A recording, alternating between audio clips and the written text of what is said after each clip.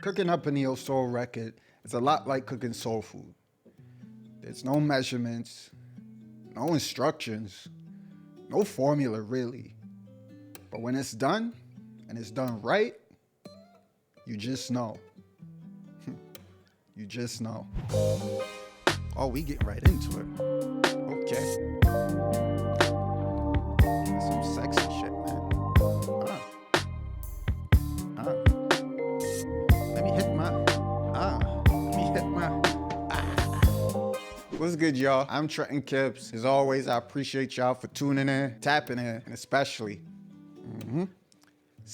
for locking in. It seems like y'all can't get enough of this stuff, and I'm surprised, because this is not the most popular sound right now. But like we all learned in high school, all the stuff that was cool for real wasn't all that popular, and all the stuff that was popular, shit, it wasn't even cool at all. Unlike the last two neo soul breakdowns I did, this project is in a 4/4 time signature, and my first move was to lay down this drum groove.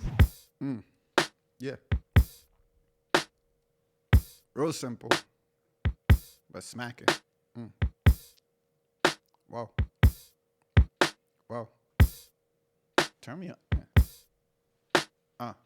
These sounds are from Beat Butcher's Chicken Drum Kit. If you can't get to that, some other options I'd recommend: Addictive Drums 2, specifically the R&B and Vintage Dry Drum Pack. Also, you could probably try some of the older boom bap kits, J Dilla or Ninth Wonder, maybe even some of the newer lo-fi kits. Anything with vintage dry sounds is gonna get you right. Then I switched to Contact Scarby MK1 for some Silky Roads. Ew, Silky Roads sound kind of freaky, don't it? I don't know, sound like a porn star name. I added some RC20 to get some of that vintage sound that I was going for. Whoa. Fa. Run it back. That shit cool. Know what time it is, right? Good. So put the snacks down. Yep. Wipe the Cheeto crumbs off your face. Yep. The cookies all on your shirt. Yep. Let's go to theory class. This progression is an E flat major. Now, why is that important? Well, because it means I have these 7 chords to choose from in that key. I chose this one, and this one. Now, I borrowed one from another key, but we'll talk more about that in a little bit. First chord is an A flat major 9. We'll skip this second chord for now and jump to G minor 7. And this last chord is an E major 9.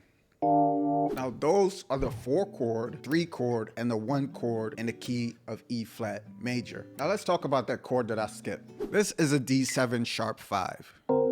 Now I borrowed this from the key of G minor. Now because it doesn't belong to the key of E flat, the key that we're in, it adds a lot of tension. But because it belongs to the key that it's resolving to, it feels nice once we get to that G minor. Another thing to take note of here is the rhythm in which these chords are performed.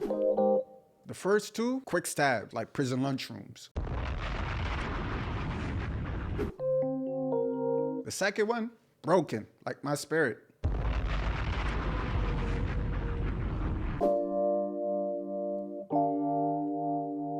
The last 2, they're sustained, like I fumbled on the 1 yard line, didn't I? I layered that with the 80s theater preset from Flex. 5.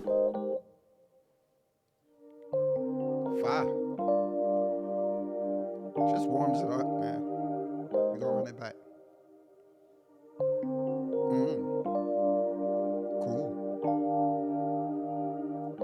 Then I added this BWB bass. Now usually I go for a live sounding bass like the Rickenbacker bass in Contact, but like I said before, there's no formula to this shit. It felt right, so I just let it happen. Stop. Ooh. See that glide? Crazy. Nice. I wanted to fill up even more of that space, so I added some keys from M1 and layered that with a 1-shot. Ooh, that's just spicy. Sound like horns a little bit. strings. I'm starting to feel like this needs some movement on the back end of the progression. So I loaded up Contact Soul Session and adjusted the ARP section in the sampler to get some melodies from these chords. Also processed that with Decimor, Effector, RC20, and Valhalla Supermassive. I'm missing a finger, ain't I?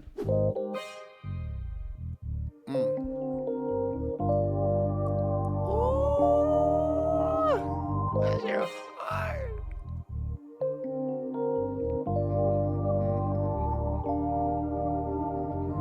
That's so crazy. I wanted to add some actual live instruments. I played these chords on my acoustic.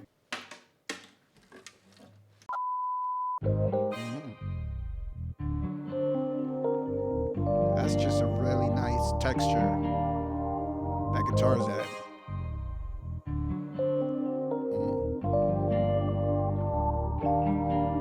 Whoa. Then I added some session strings from Contact to brighten up the background a little bit. It's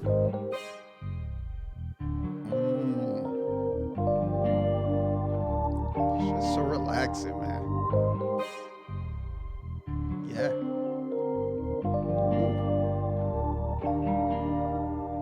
Then I added this one-shot bell for a little melodic phrase. Oh,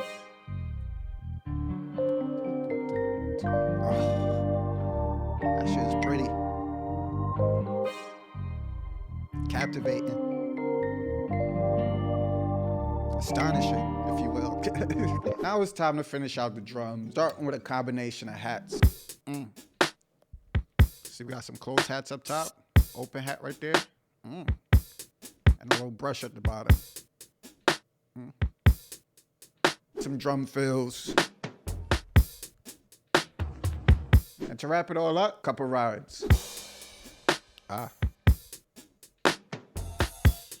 That's the inside scoop for this one, y'all. The key takeaway for me is to get creative with your pocket. Not every instrument has to play every bar in the measure, but don't get too crazy, because some of y'all be going to the ends of the earth with shit.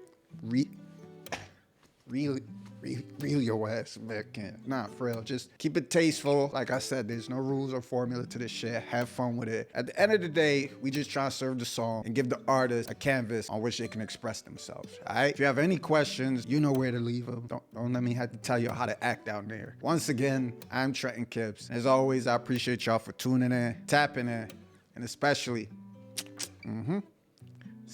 for locking in. Let's run it. Oh, we get right into it. Okay. That's some sexy shit, man. Let me hit my.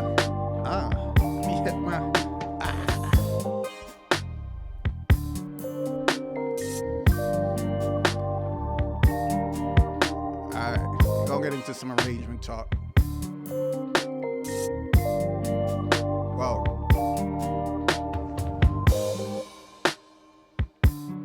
Some space here.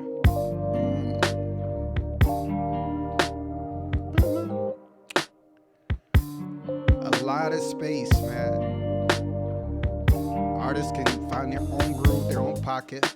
Then we start to build. Hats starting to come in. Shit. We're gonna bring in some more instruments on the tail end of this too. Yeah.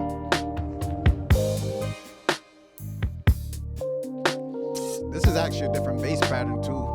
Ooh. You realize, it's missing that. That's only for the hook.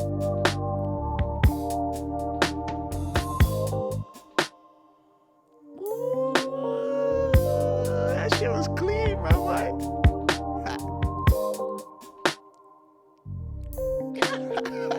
I'm on your ass with the arrangement. Come on. That's our hook, because you know the strings in there. It's a SZA joint. I don't care what nobody say. But maybe like control SZA. This new SZA. I ain't even gonna start. Yeah. I don't know if it's anything to talk about in the second verse, but let me get my 10 minutes in, Mike.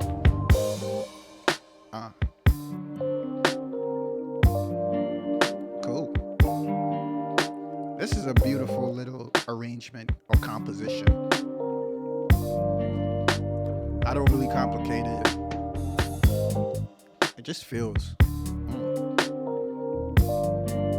Sounds fit together. Simple chord progression.